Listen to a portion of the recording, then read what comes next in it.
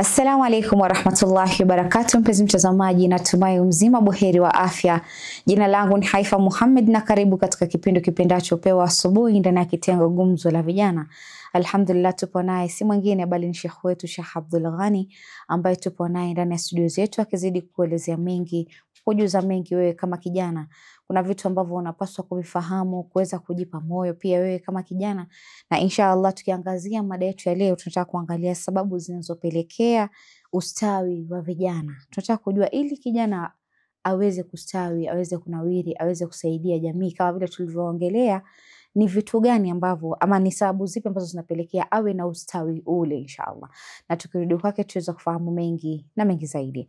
Assalamu alaikum warahmatullahi wabarakatuh. Wa alaikum assalam warahmatullahi ta'ala wabarakatuh. Karibu tena Sheikh. Ahsante, shukran. Bismillah. Bismillahirrahmanirrahim. Kuna tukio moja amelinukuu Sheikh Hassan Safar katika safari zake alipokuwa akienda katika baadhi ya nchi za Europe. Naam. Asema alikipenda kukaa na vijana wa Kiislamu waliotoka maeneo ya Khaliji, hususan waliotoka Saudia. Naam. Asema mmoja katika vijana alimwambia shekhe, tulipokuwa tukizungumza na marafiki zetu wa Europe. Huyo kijana anamwambia Sheikh Hassan Safar. Naam. Anamwambia wale marafiki zetu wanatushangaa kwa kuwa sisi twasoma na twatembea, twenda huku tukienda kule, lakini hatuna shughuli zozote, twakaa tu shuleni. Ndio. Wakatuuliza, kwa kuwa nyinyi mboni hamufanyi kazi, malipo yenu ya shule nani anayewalipia vyuo vikuu? Wale wakaambia kwa kuwa ni wazazi wetu wanaotulipia. Sasa wale wakaambia basi kuna raha gani ya maisha hayo? Mafanikio yenu nyinyi muyaweke katika mafanikio ya watu wengine. Sasa wale vijana wa Europe walikuwa wanashangaa kwa sababu kuna baadhi ya nchi, hata hapa kwetu, kuna baadhi ya vijana utapata wanasoma university na wanajisomesha wenyewe. Kweli. Na mimi hapa ndipo mara nyingi huwa napenda kuambia vijana, kwa sababu sisi hatutakikani tuwe na ile roho kwa kuwa mimi siwezi.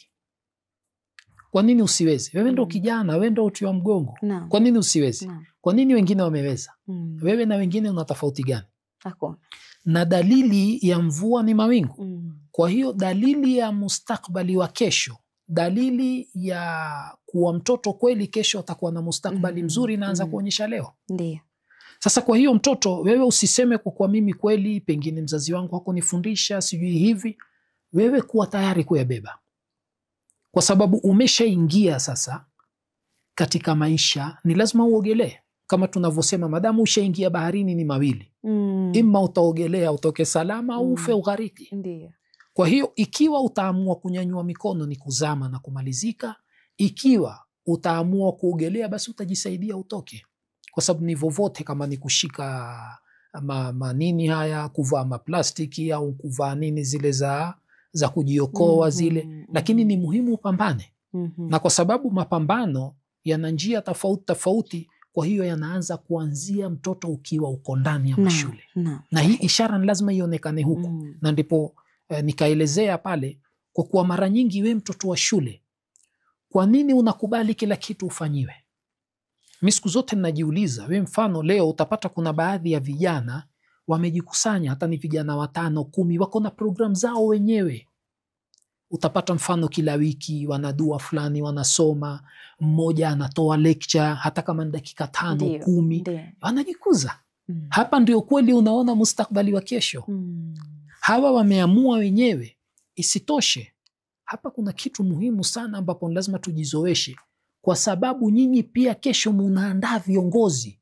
Mutaweza kutambua kwa kuwa katika sisi nani anayefaa kwa kiongozi.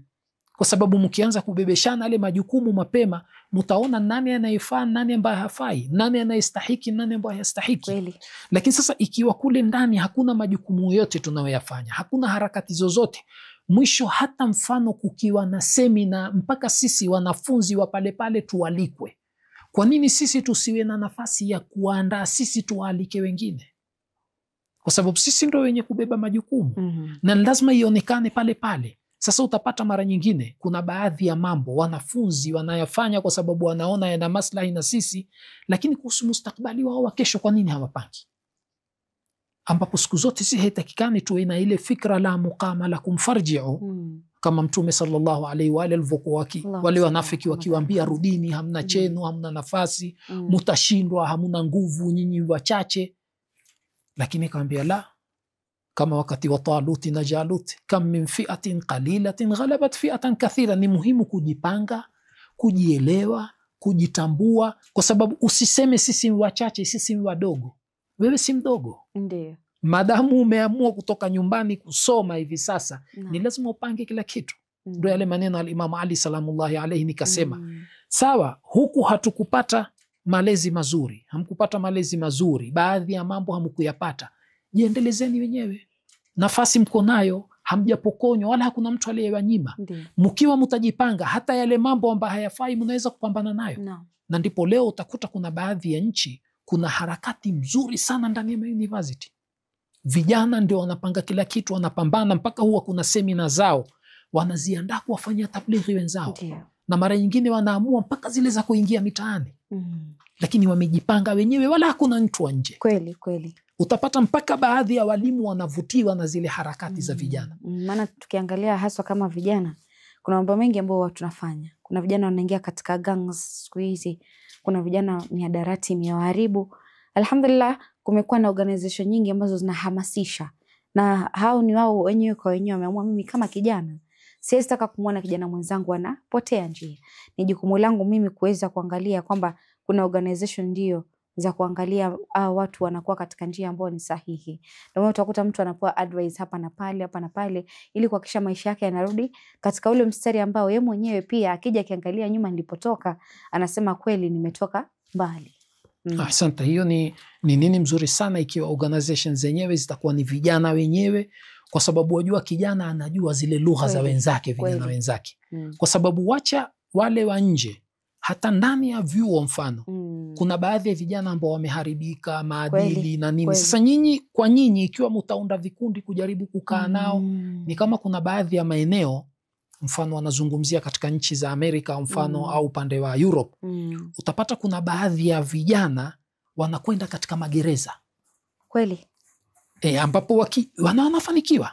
Kwa sababu kuna watu kadhaa wametoka magerezani, wamekuwa wameshika dini kisawasawa, wanajitambua, wanajifahamu, ambapo mtu alifungwa mfano kwa sababu ya madrugs, ametoka amekuwa mtu mwema. Ndiyo. Na ndipo utapata mara nyingine hata mhalifu ambaye amehukumiwa mfano kifungo cha maisha, akionekana maadili yake yamekuwa mazuri, huja kapata msamaha. Maana nadhani pia tukiangalia kuna hii ya wanawake wafungwa hapa Kenya, wanajaribu kuwafanya yani wao kama kule kuungana na wenzao, ndio wale wamefungwa, lakini utokea kiwa kama na masheria ama ni fashion and so on, wanawekwa pale ndani, yani wajihisi kwamba wao pia wapo. Na nadhani pia at some way inawaletea mabadiliko, kwa sababu mtu anaangalia walau usingefanya hichi kitu ningekuwa niko mbali, kwa sababu ni mtu hapo sasa unakuja unatambua value yako. Anakwambia ile jela ni funzo. Naam, kabisa kabisa. Sasa mtu anatoka pale akiwa kuna mwenye atatoka amepata funzo, na mwenye atatoka ataenda fanya kosa lile ambalo limemleta pale. Na naamini ni vile mtu na ni vijana tu kama sisi. Ni vile vijana kujiwekea yale maamuzi tunayojiwekea pia yanachangia katika haya maisha yetu. Ukijiwekea maamuzi mabaya, lazima itakupeleka pale pabaya. Like kuna watu ambao hawachoki na kufanya ule ubinadamu, kwamba huyu ni mwenzetu, acha tumuongoze, tumwambie kwamba hii njia anayochukua sio, tumregeshe katika njia ambayo ndio. Naam, asante. Ni fikra mzuri, kwa sababu ikiwa watakuwa wanapelekwa, na ndio siku zote huwa ninasema haya magereza, ndio vijana wanapopelekwa ni uhalifu aina yoyote, ni lazima kuwe na zile kazi za mikono za kuwashughulisha. Yeye mwenyewe akiona mfano amefundishwa usarmala, amefundishwa mambo ya carpenter, mfano mambo ya kushona, mambo ya ukulima, zile tofauti, kisha kile kinachopatikana kikiuzwa anapewa kidogo, anaona kumbe mimi nikitoka nje naweza. Ndio. Ijapokuwa hapa ameshikwa mkono, lakini mimi nasema kwa sababu huku ni katika malezi. Sasa mimi nataka wajishike mkono wenyewe, kwa sababu sawa, wajua mara nyingine unasikia zile lawama kwa kuwa sijui wazazi walitutupa, wazazi hivi. Sawa, huwezi ukampa 100 kwa 100 mzazi. Kweli. Wewe chukua hata kama ni 10% au 20%. Wewe una nafasi yako. Lakini sasa utakuta mfano hata organization hizi zimeundwa na vijana, lakini unakuta mpaka kuwe kuna support iko nyuma. Na ndo mimi siku zote huwa nasema tusikubali, madamu sisi twaweza na nina imani twaweza, ni lazima kwanza tuikariri kwa twaweza. Kuwa na ule msimamo. Kuwa na msimamo. Asante, kwa sababu mimi siku zote ninasema hii mambo ya kupewa pewa, wewe leo ndo kuna ile tukio wanalolitoa la kweli si la kweli, lakini lina mafunzo. Wasema yule kuna mtu alikuwa akipewa jirani yake kila mwezi akimpa, kuna kiwango amempa, akampa muda mrefu. Naam. Kisha baada ya muda ikawa akapunguza. Naam. Alipopunguza yule bwana, siku hiyo usiku hakulala, ajiuliza, huyu siku zote akinipa kiwango fulani kila mwezi, kwa nini mwezi huu umepunguza?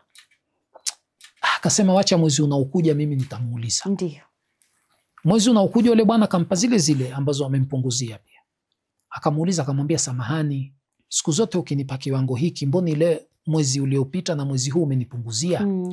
Yule akamwambia, ni kweli, wakati nikikupa kile kiwango kikubwa, kwa sababu alikuwa sina watoto na watoto wangu wengine walikuwa bado wadogo, sasa wameshakuwa wakubwa, wanasoma, wengine wameenda university, majukumu yamekuwa makubwa. Kuna uwezekano pia hata hiko ninachokupa kikakatika. Angalau huyo alivyomwambia, alimwambia, kwa hiyo hukuona mahali pa kukata mpaka zile zangu? Ukosefu wa shukrani. Sio shukrani, kwa sababu yeye aliamini kwa mimi nastahiki kupewa ni changu. Ndio. Na ndo mara nyingi anayekupa, sisemi ni wote, lakini mwingine ni kwa sababu anataka kukumaliza kwanza kisaikolojia. Uamini kwa wewe unastahiki kupewa. Na ndo nasema kuna mwingine yule anayepewa hata zile futari za Ramadhani. Kuna mwingine hastahiki kupewa, anastahiki kupeana. Na kuna mwingine itafikia nyakati ya kuambia mimi nimekupa zaidi, nimekupa. Kati ya zile nilizokupa, hukufikiria labda kuna kitu ungeanzisha na zile amana. Kwa sababu anakwambia sio kila siku mtu atakupa. Ipo siku ufikie ikaje kakatika. Lakini kile kitu ambacho mtu amekupa, ulikifanyia nini? Je, ulikitumia ukijua kwamba mimi nitapewa zaidi, ama ulikitumia ukijua kwamba huenda kikakatika, acha ni invest mahali fulani, niangalie biashara fulani ambayo itanikuza mimi, ineke ule usawa wangu, niangalie hata hii riski ya huyu alikuwa akinipa ikikatika, nina pahali pa kujisimamia. Asante. Na mara nyingi yule mwenye kukupa hivyo ulivyosema ni fikra mzuri sana, ambapo wako watu wanaojiendeleza kwa hivyo. Sababu nakumbuka kuna baadhi ya nchi, moja ni Irani, wanatoa kiwango fulani kila mwezi. Ndio. Kuanzia wakati wa urais wa Ahmed Najad. Kuna watu walijiendeleza kimaisha kile kidogo wanachopewa kila mwezi. Kwa sababu walipewa wakaambiwa watalipa ni mambo ya umeme na mambo ya maji. Ndio. Lakini wengine utakuta mtu nyumbani hana freezer, hana friji, wala hahitaji kwa sababu hapiki chakula cha kulala. Ndio. Sasa zile maji utapata ni kitu kidogo, ni shilingi 100, ni 50 analipa kwa mwezi, na umeme ni hivyo, mambo ya taa. Utakuta kwa mwezi yeye amebakisha kiwango kikubwa kile anachotumia. Kwa hiyo kuna watu walijiendeleza. Lakini kuna hawa nao wasema mimi, ambao lengo ni kutaka kumaliza vijana, hakupi cha kujiendeleza. Kweli. Na ndipo mara nyingine ukiniuliza nitakwambia bwana, nachonipa ni kichache, siwezi kujiendeleza. Au pengine hataki nijiendeleze, yeye anataka nifanyie hivi. Kwa sababu lengo anataka wewe siku zote uwe hapa mkononi. Asante. Ndio. Na ndio Mtume sallallahu alaihi wa alihi akituambia kwa mkono wa juu ni bora kuliko wa chini, sababu hataki sisi ni watu wa kunyosha mkono hivi. Sasa hii ndio nguvu ya vijana. Lakini vijana, usisubiri kwa kuwa wewe kila kitu unachotaka kukifanya ni support. Utamsikia mtu wallahi tunataka kufanya lakini hakuna pesa. Mwataka kufanya hakuna pesa, kwani hakuna njia za kutafutia pesa? Nyinyi mmejisaidia vipi kwa? Asante. Sasa ndipo ninaposema vijana ni lazima kwanza wajitambue. Waanzie mahali. Asante. Na wakisha jitambua na kujifahamu, wapange ratiba. Sio kukurupuka. Wajua kuna ile ya kukurupuka, mimi nasema ni kama povu la sabuni tu. Papa utakuta limefanyika siku moja limekusha. Yatakana mipangilio. Kujipanga baada mmeshajitambua, ushajielewa, wamejifahamu sisi kina nani na tuna nafasi gani katika jamii. Sasa ni kujipanga. Na ndipo mimi nasema mfano leo utakuta kuna nchi kadhaa ziliamka zataka mabadiliko, vijana wakaingia mabarabarani wakauliwa, lakini kwa sababu hawakujipanga wamekurupuka, mwisho povu la sabuni lilimalizika. Ni kwa sababu hii mikakati ilikuwa hakuna. Lakini sasa vijana wakishajielewa, wakajitambua, wakajipanga kisawasawa, wakachagua uongozi mzuri ambao kweli unaweza kuliendesha safina kama hii na jahazi kama hii wanaweza kuiendesha, hawawezi kwenda sehemu wakafeli. Kwa sababu wameshajielewa kina nani. Na hawawezi, wajua siku zote ni lazima tujue ni kipi kinafaa kufanywa sehemu gani na ni kipi hakifai. Lakini sasa ikiwa itakuwa ni kukurupuka tu, cha huku tunapeleka huku, cha huku tunapeleka huku. Ndiyo. Sasa ni lazima vijana wajifahamu na kujielewa, hakikishe wakianza zile hatua zao, wajue tunaanza wapi, tunakwenda wapi. Naam, shukran sana Sheikh. Acha tuchukue pumziko, tukirudi katika awamu ya pili tutaweza kuendelea zaidi. Kurudi kwako mpenzi mtazamaji, natumai tukiwa na Sheikh wetu unazidi kufaidika na kufahamu mengi ambayo anazidi kuyaangazia, hasa kwa wewe vijana, unajisaidia vipi? Ili uje usaidiwe lazima kuna mahali umeweka msingi wako. Na ndio maana mzazi anapokuambia labda ndio unataka kuanzisha biashara, unataka nikuongezee pesa, wewe binafsi una kiasi gani? Na naamini pia hili hutokea hasa pia unapotaka kwenda kuoa. Ukiwa unataka kwenda kulipa mahari, mzazi anakuuliza unataka nikuongezee ngapi? Wewe mwenyewe uko na ngapi? Na inshallah mpenzi mtazamaji, acha tuchukue mapumziko, tutakaporudi tutaendelea zaidi.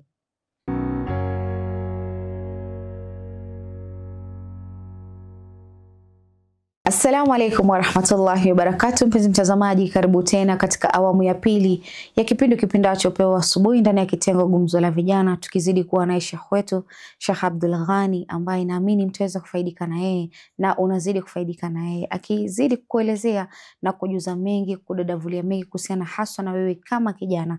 Na tukiangazia mada yetu ya tunayoendelea nayo kwa radhi, inahusiana na sababu zinazopelekea ustawi wa vijana. Naamini Sheikh ameweza kugusia masuala mengi. Wewe kama kijana unajitegemea vipi? Usingoje kusukumwa ama mpaka help ya mtu ama mpaka usaidizi wa mtu ndio uweze kuinuka.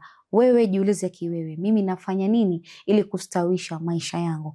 Na inshallah mpenzi mtazamaji, tukirudi kwake tuweza kufahamu mengi na mengi zaidi. Naam, karibu tena Sheikh. Asante, shukran. Bismillahirrahmanirrahim. Kwa hiyo kuna misemo inasemwa ambayo ni misemo mizuri katika maisha, hususan maisha ya vijana. Hakuna adui mkubwa kama kukata tamaa. Kweli. Ni adui mkubwa, na ndipo Qur'ani inapotuambia balil insanu ala nafsihi basira, ni kuhakikisha mwanadamu usiipe nafasi nafsi yako kupeleka pale mahali pasipofaa. Kwa sababu ukisha kata tamaa katika maisha, basi ndio kuisha. Ndipo pale mtu kijana ukienda ukikuta vijana wenzako wameingia kwenye mihadarati, mambo ya madrugs, wakikudanganya sijui madrugs yanaondosha ma stress na nini, na wewe tayari unaelekea kwa sababu ameshadanganywa, ameshaelea. Au mtu atakwenda sijui yeye ni muuzaji mihadarati, kwa siku utapata 1000 2000, kijana sina kitu, tayari umeingia, ambapo vijana wana mambo mingi mazuri wanaweza kuyafanya. Leo kuna vijana wamejituma na wako mbali, ambapo hivi sasa wanajitegemea wenyewe na wameajiri na wengine, ambapo wao wenyewe hawakuajiriwa, wamejiajiri wenyewe na mwisho wameajiri na wengine. Lakini kwa sababu gani? Kama nilivyosema, hizi dalili za mvua ishara zake zinaonyesha ni mawingu. Kwa hiyo ni lazima zionyeshe kuanzia mapema. Kwa hiyo kijana, muanze hizi harakati kuanzia mkiwa ndani ya vyuo, si lazima university, hata mkiwa second. Hizi harakati zionekane, ambapo mfano mimi ninajiuliza leo, ikiwa vijana munatambua, kwa sababu kitu cha kwanza mgonjwa kuweza kujitibu ni kujua kwa yeye ni mgonjwa. Ikiwa hajajijua kwa yeye ni mgonjwa, mwisho ndo pale utamsikia mtu pap ghafla amefariki. Akija kuchunguza ambiwa kumbe huyo alikuwa na tatizo fulani, ni moyo, ni nini, alikuwa hajui. Sasa kwa hiyo kitu cha kwanza ambacho ni hatua ya kwanza ni mtu kujua mahitaji yake. Akishajua sasa ndo kuzengea mbinu za kuweza kuyamaliza yale matatizo. Atayamaliza vipi? Ikiwa ni ugonjwa atautibu vipi? Kwa hiyo vijana, mkishajua matatizo yenu ni yapi, kwa nini hamukai mkayatatua? Au kwa nini hamukai mkaanza hatua ya kwanza? Ikiwa mfano vijana wameona kwa sisi tunahitaji mwalimu wa kutufundisha maadili, kwa nini nyenyewe hamupangi mkamtafuta mwalimu wa kufundisha maadili? Lakini sasa utakuta wao wanasubiri mwingine, na asipokuja utasikia wanalalamika kwa kuwa hawaji, hawatutafuti. Nyinyi mpaka mutafute, kwani nyinyi ni mmekuwa Alkaba muje mutuufie, kwa nini hamutafuti wengine?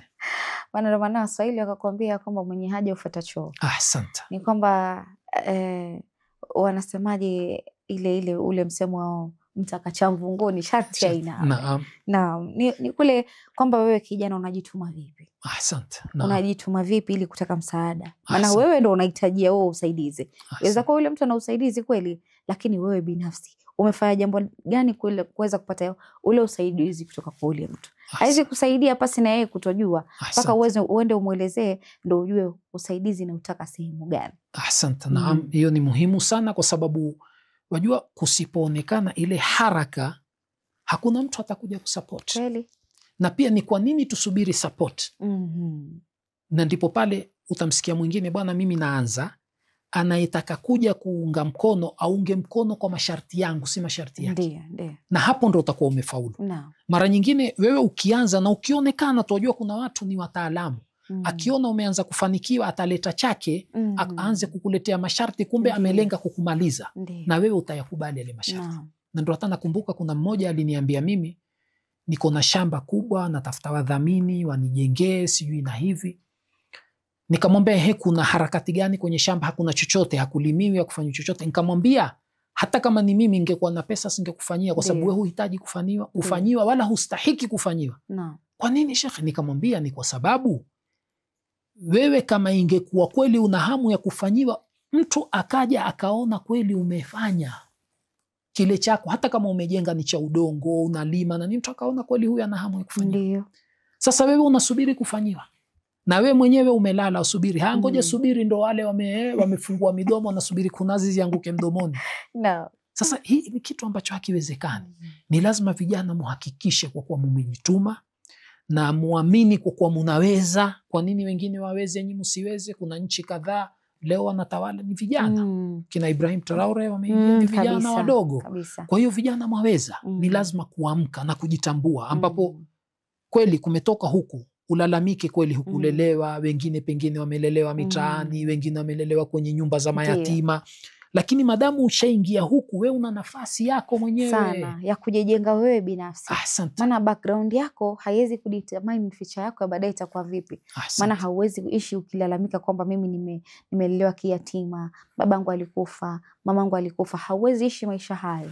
Lazima uangalie mimi nitapata mpenyo gani wa kuweza kujijenga mimi binafsi. Maana kesho ndio utakuwa na familia yako. Hautaishi kuambia mke wako ama watoto wako kwamba mimi babangu ni yatima, mamangu ni yatima. Lakini utatafuta mikakati gani nitaweza kujijenga na kuijenga hii jamii kiujumla. Asante. Na ndio hapa naposema mfano mdogo wetu chukue. Wanafunzi wamesoma, hawakuwa na harakati yoyote ndani ya nini tuseme ni secondary, ni primary, mpaka wamekuja vyuo vikuu, hawana harakati. Ndipo anapokuja katika jamii hawezi kuwa na harakati aina yoyote. Kwa sababu huku hakuonyesha zile ishara kwa kuwa yeye aweza. Alionyesha ishara kwa kuwa mimi ni mtu ambaye nimezoea, madamu nalipiwa na baba, nikitoka huku nitafutiwe kazi au nitafute kazi. Kwa hiyo hakuna, kwa hiyo ile tunayosema kwa kuwa ni nguvu ya jamii, hakuna nguvu ya jamii, kwa sababu kila mtu anaangalia maisha yake yanayomhusu yeye. Ndipo mimi siku zote ninasema, hata kuna baadhi ya vijana niliwaambia, ambapo tuko na sehemu ambapo tuko na madaktari hawapungui 10-15, wote ni watoto wetu. Nikawambia, je, kuna harakati gani ya kijamii ambayo mumeifanya inaweza kuthibitisha kwa kuwa nyinyi kweli muna hamu na jamii? Hakuna.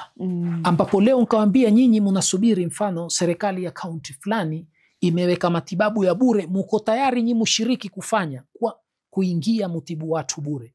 Kwa nini hamuanzishi kamani yenu ikasemekana vijana wa kutoka sehemu fulani wameanzisha matibabu ya bure? Kwa sababu nyinyi madaktari wa pale, zungumzeni na mahospitali, baadhi ya zile mashini kwa siku 1-2 wawaachie, hawawezi kukataa. Lakini kwa sababu vijana hawako tayari kubeba majukumu. Leo mfano tuwe na vijana wetu 10, 15, 20 maloya, wakaamua leo tujipange, tuchukue kibali kutembea kwenye magereza, tuwaangalie wale waliodhulumiwa na kunyanyaswa, waliofungwa, tuingie kwenye mahakama kutetea haki zao. Hapa kweli ndio itaonyesha vijana kweli muna hamu. Lakini vijana huku wamezembea, wakija huku kila mtu ni robi nafusi. Kwa hiyo huwezi ukapata zile haraka za kijamii. Na ndipo pale wewe mara nyingine utapiga kelele, watu wanakusikiliza, kila mtu akiondoka ye mwenyewe maisha yake. Naam. Kwa sababu mimi naangalia mimi maisha yangu na nafsi yangu na familia, na mwingine hivyo hivyo, huwezi ukatuingiza kutetea haki za jamii. Na ndipo pale utasikia kukikosekana usalama, tutapiga kelele barazani tu, hakuna usalama, hakuna anaipata tatizo nani? Si mimi na wewe na huyu na huyu. Sasa kwa nini hatukai tukaangalia suluhisho? Ndio. Lakini kwa sababu hivi sasa hatuna zile haraka za kijamii, kwa hiyo kutaharibika. Kwa sababu leo mfano ikijulikana vijana wameanza nini, kuna wakati nafikiri, sijui kama ushawahi nini Mombasa kusikia kuna baadhi ya mitaa uhalifu ulikuwa umezidi sana. Vijana walipojipanga wenyewe kuweka ulinzi, mbona ziliondoka? Vibaya sana. Lakini sasa kwa sababu wameamua, wameona kinawadhuru, hili jambo linawadhuru wao, wakaamua. Sasa leo vijana mkiamua mwaweza. Mimi siku zote ninasema hili neno liwekeni, twaweza, twaweza, twaweza, mulikariri. Kwa nini msiweze? Yule aliyefika juu ametoka huku umefika. Hakuna aliyetoka mbinguni kaja hapa bwana. Kweli, kweli. Na ndio Mtume sallallahu alaihi wa alihi walivyokuwa wakisema yamshi fil aswaq, akienda sokoni akinunua mahitaji yake, akifanya mahitaji yake ya nyumbani. Sasa sisi tusubiri tunyanyuliwe tupelekwe kule juu bana. Kwa hiyo vijana, anzeni, na mimi nina imani 100% mwaweza. Na mwaweza kufikia sehemu nzuri. Mimi kuna swali niliwahi kuliuliza mara kadhaa, kwa kuwa leo vijana hivi mkiulizwa, kwa kuwa mfano, ni kijana gani mnayeweza kumwamini awe kiongozi wenu wa vijana Kenya? Je, mnaweza mkatupa 100%? Kweli hata upande wetu mkituuliza hatuna jibu la 100% ni nani, kwa sababu kila mtu atakupa sifa zake. Bwana huyu kwa sababu ni profesa, huyu ni dokta, huyu ni khatibu mzuri, huyu ni mzungumzaji mzuri. Mpaka tuwe na kipimo. Nyinyi zile ndio zile nikasema, zile organization za ndani ya mashule zikiwepo, zile harakati zao zikionekana, wenyewe watajua ni yupi kweli kesho wanaweza kuwa nguzo katika jamii na ngome. Lakini ikiwa hizi hakuna, tutaweza vipi kugundua? Na ndipo utapata leo mfano kuna baadhi ya wasomi wetu wakubwa ambao wengine ni malekchara wako nje, au wengine wanafundisha mauniversity nje, lakini hawana nafasi yoyote katika jamii zao ndani ya nchi. Akija yeye atakuja likizo siku moja mbili papap. Kwa sababu gani? Fikra zake, mimi huko nalipwa dola 10,000 20 kwa mwezi, nije hapa niifanyie nini jamii? Siona. Sasa ni kwa sababu gani? Kuanzia mwanzo ile fikra ya kuwa mimi ninasoma nipate kuajiriwa. Sasa hii mimi ndo ninasema siku zote, vijana tujitahidini, vijana muiondoshe hii fikra. Hii fikra ukishaiondosha kwa kuwa mimi kesho nataka niwe nguzo, kesho nataka niwe msaada kwa jamii yangu, basi nina imani 100% tutafanikiwa sana. Lakini bila ya kuwa na fikra kama hiyo, vijana, ndipo pale utakuta tuko na wasomi wengi, lakini huyo msomi utapata ndo yeye atapanga mipango ya kutapeli kwenye mitandao. Huyo msomi ukienda unatafuta kibali fulani atakunyanyasa. Huyo msomi amewekwa barabarani trafiki, kila siku lazima umpe shilingi 100 na 200. Huyo yeye ndio anapitisha madrugs na manini. Kwa sababu gani? Kwa sababu kuanzia mwanzo hatukusoma kwa kuwa sisi tuje tuwe suluhisho la ugonjwa huu ambao tuko nao. Lakini ndo ile nikasema, kweli hapa tumetoka ni wagonjwa, basi tujitibuni wenyewe. Kweli. Tuhakikishe kwa kuwa kweli tunaweza, na tuthibitishe kwa kuwa sisi kweli ni vijana, ni uti wa mgongo wa vijana. Lakini bila ya hivyo tutakuwa ni hivyo, na sisi tutaishi maisha yale yale, kwa kuwa mimi siku zote nibebwe niweke mgongoni. Ndo ule msemo unaosema kwa dalili ya mtoto duni huonyesha vitendo vyake. Hata ukimtia kwenye chupa pia hawezi kutoka, tatoa kidole chake kuonyesha, kwa sababu ameshaonyesha dhaifu. Kwa hiyo ni lazima wewe ni kijana, na ndio zile hadithi zinazosema kijana ni nguvu kaljabali rasikhi, na ndipo utapata zile hadithi zinazokuja kusema kwa kuwa hata wenye kuoa ni vijana, wanaambiwa ukiwa na uwezo kuoa kijana oweni, kwa sababu ndio nguvu. Ndio. Sasa hata ile hadithi kutoka kwa Mtume sallallahu alaihi wa alihi akitahadharisha na mambo 5, mmoja ni ujana kabla ya uzee. Kweli. Lakini sasa huu ujana, kwa sababu hatukuupangia yale yaliyotuambia al-Imamu Ali salamullahi alaihi, usikum bitaqwallahi wa nadhmi amrikum. Hii ndo tatizo, haipo. Waanze kupanga ndani ya shule, waingie mauniversity, wakitoka zile nidhamu ambazo wamezipanga, wajue kwa sisi ile ilikuwa tumeanza, tutataka kufikia hapa. Sasa kweli zionekane zile haraka zao katika jamii. Leo utakuta baadhi ya sehemu kunatoka zile timu za kutoka Europe mfano wa madaktari wanakuja kutoa tiba za bure, na watu wanafaidika, na ni haraka huwezi kujua zimeanzishwa na serikali zao, zimeanzishwa na mazayuni, zimeanzishwa na nani, lakini zinakuja kwa lengo la kutoa matibabu. Sisi kwa nini vijana wetu hawawezi? Wanaweza, ni ignorance tu, ile kwamba mimi nategemea msaada wa mtu fulani. Ni kama vile kwamba mtu akitaka kupata kazi sehemu fulani anasema mimi nategemea connection. Babangu anajuana na mkubwa fulani wa pale popote, mamangu anajuana, sasa akienda kiongea tu mimi napata kazi. Tunajua kuweka kazi ama kuangalia kazi unayofanya na ule mwenye ameajiriwa kiuhalali ni tofauti. Naam. Wewe kazi labda ndio umeisomea, lakini hujui kufanya zaidi ya ule mtu mwenye ameleta CV yake na kila kitu. Wewe umepata nini? Through connection. Naam, kabisa. Sasa hili ndo tatizo kubwa ambalo ndicho kile kisa cha mwanzo nikakitoa cha yule mtoto aliyetaka yeye kulishwa mifupa. Babake akamwambia la, wewe kula nyama uwape wengine mifupa. Sasa hii ndo inayotakikana. Kijana pambana, kijana waweza, weka mikakati yako, jua malengo yako ni yapi, na weka malengo makubwa, usiweke malengo madogo madogo, kwa sababu kuna baadhi ya malengo ndo haya ninayoyasema. Nisome, nipate kazi, niowe mke mzuri, niwe na familia mzuri, kisha iweje? Kwa sababu kuna watu hawakusoma wana maisha mazuri. Bana. Maana si wote kwa kweli wanakwambia ndoa ni kama unaingia lakini wewe hujui utakutana nini kule mbele. Asante. Wenda ukaingia baraka ikafunguka. Asante. Wenda ukaingia ndo Mungu akakupa mtihani kupitia hiyo ndoa. Sasa ni baina yako wewe unaangalia, maana wengi vijana siku hizo wanakwambia mimi mpaka nihakikishe nimejenga, nimepata mali, nimepata pesa ndo niweze kuoa. Kutojua kwamba ndio wewe unaweza kuoa, lakini mtegemea Mwenyezi Mungu mbele, umweka Mwenyezi Mungu, maana ni kila kitu. Asante. Na hilo ndilo limewafanya baadhi ya vijana utakuta wanaoa mamama wazee kwa sababu wana pesa. Ndio hivyo.